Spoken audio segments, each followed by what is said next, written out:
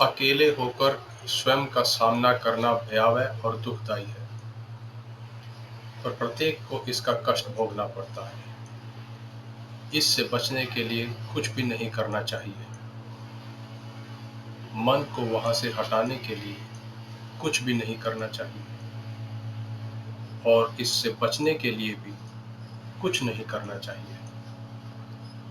हर एक को इस पीड़ा को भोगना होगा, इससे गुजरना होगा। यह कष्ट और यह पीड़ा एक अच्छा संकेत है कि तुम एक नए जन्म के नजदीक हो, क्योंकि हर जन्म के पूर्व पीड़ा अवश्य भावी है। इससे बचा नहीं जा सकता, और इससे बचने का प्रयास भी नहीं करना चाहिए, क्योंकि यह तुम्हारे विकास का एक आवश्यक अंग है। लेकिन यह पीड़ा क्यों होती है,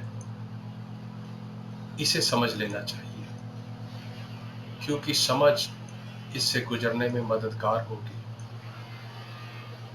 और यदि तुम इसे जानते हुए इससे गुजर सके, तब तुम अधिक आसानी से और अधिक शीघ्रता से इससे बाहर आ सकते हो। जब तुम अकेले होते हो तो पीड़ा क्यों होती है? पहली बात यह है कि तुम्हारा अहंकार बीमार हो जाता है।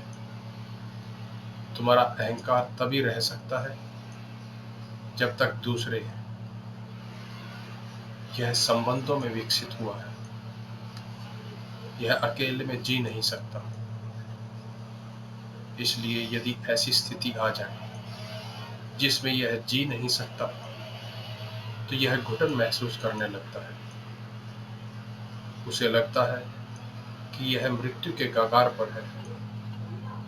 यह सबसे गहरी पीड़ा है। तुम ऐसा महसूस करते हो जैसे तुम मर रहे हो,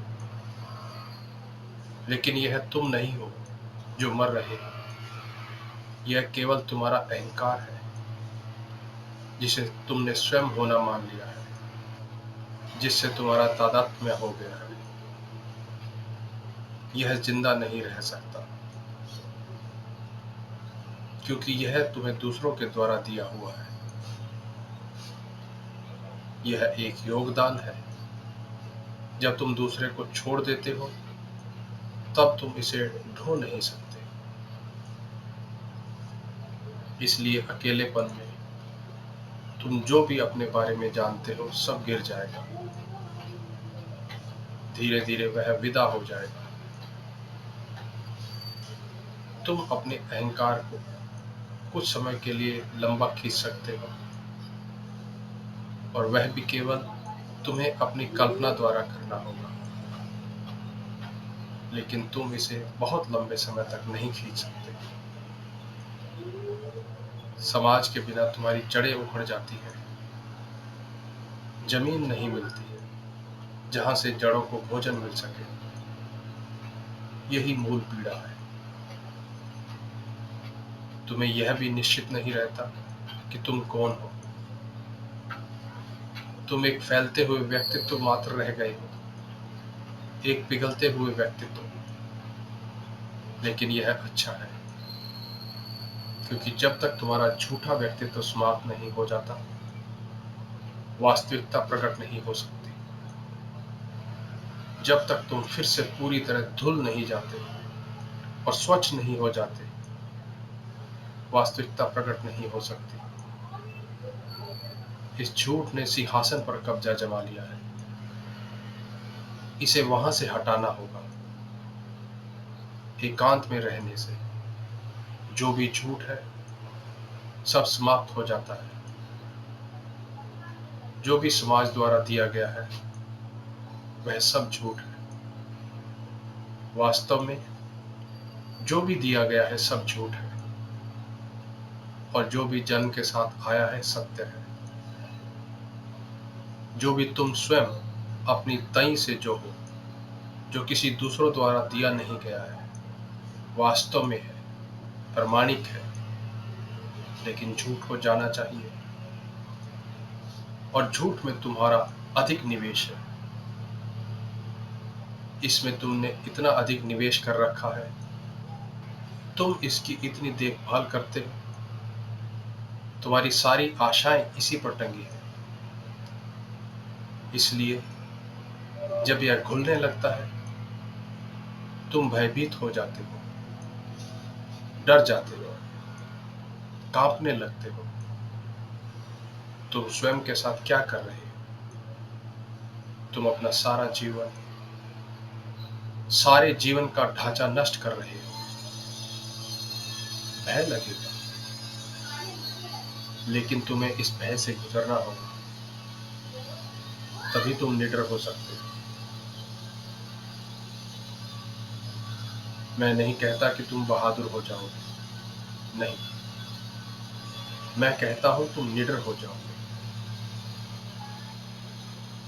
बहादुरी भी भय का ही एक हिस्सा है। तुम कितने ही बहादुर हो, भय पीछे छिपा ही रहता है। मैं कहता हूं निडर। तुम बहादुर नहीं हो जाते जब भय न हो। बहादुर होने की कोई आवश्यकता ही नहीं रह जाती। बहादुरी और भय दोनों अप्रासंगिक हो जाते हैं। दोनों एक ही सिक्के के दो पहलू हैं। इसलिए तुम्हारे बहादुर आदमी सिवाय इसके कि तुम सिर के बल खड़े हो जाओ और कुछ नहीं है। तुम्हारी बहादुरी तुम्हारे भीतर छिपी है और तुम्हारा भय सतह पर है। उनका भय भीतर छुपा हुआ है और उनकी बहादुरी सतह पर है। इसलिए जब तुम अकेले हो जाते हो, तुम बहुत बहादुर हो जाते हो। जब तुम किसी चीज के विषय में सोचते रहते हो, तुम बहुत बहादुर हो जाते हो। परंतु जब वास्तविक स्थिति आती है, तुम भयभीत हो जाते हो। कोई निडर केवल तभी हो सकता है जब सारे गहरे भयों से गुजर चुका हो, अहंकार को विसर्जित कर चुका हो, अपनी छवि को विसर्जित कर चुका हो, अपना व्यक्तित्व विसर्जित कर चुका हो। यह मृत्यु है, क्योंकि तुम नहीं जानते कि इससे कोई नया जीवन उभरने वाला है। इस प्रक्रिया के दौरान तुम्हें केवल मृत्यु का अनुभव होगा। वह तो तुम जैसे हो, एक झूठे व्यक्तित्व की तरह मर जाओगे। केवल तभी जान पाओगे कि मृत्यु तो मात्र अमरत्व के लिए एक द्वार था, लेकिन यह अंत में घटेगा। प्रक्रिया के दौरान तो तुम केवल मरने का अनुभव करोगे। वह हर वस्तु जिसको तुमने इतना प्यार किया है, तुमसे दूर कर दी जाएगी। तुम्हारा अस्तित्व, तुम्हारी धारणाएं, वह सब जो तुमने सोचा था कि सुंदर है, सब कुछ तुम्हें छोड़ जाएगा। तुम पूर्ण रूप से उघाड़ दिए जाओगे। तुम्हारी सारी भूमिकाएं और तुम्हारे सारे आवरण छिन जाएंगे। इस प्रक्रिया में भय होगा, लेकिन यह भय मूल है, आवश्यक और अपरिहार्य है। हर एक को इससे गुजरना पड़ता है। तुम्हें इसे समझना चाहिए, परंतु इससे बचने का प्रयास नहीं करना चाहिए। इससे भागने का प्रयत्न मत करो, क्योंकि भागने का हर प्रयास तुम्हें फिर वापस ले आएगा। तुम फिर व्यक्तित्व में वापस लौट आओगे।